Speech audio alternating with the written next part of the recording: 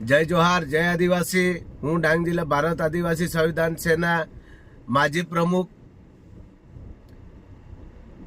સમગ્ર ભારત દેશના તમામ નાગરિકો અને એસસી એસટી ઓબીસી અને માઇનોરિટી સમાજના લોકોને હું નવા વર્ષની શુભેચ્છાઓ પાઠવું છું।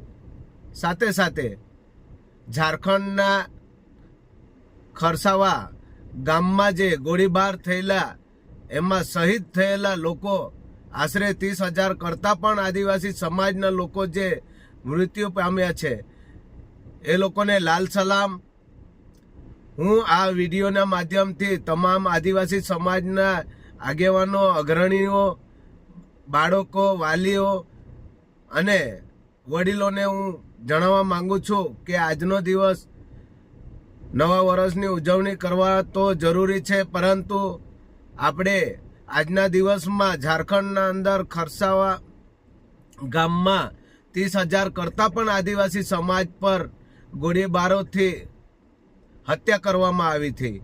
એ લોકોને પણ યાદ કરવાની જરૂર છે।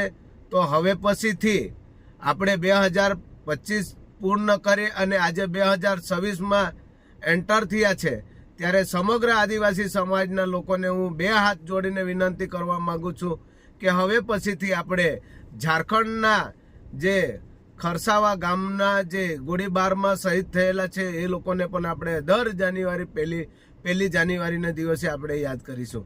જય જોહાર, જય આદિવાસી, જય મૂળ નિવાસી।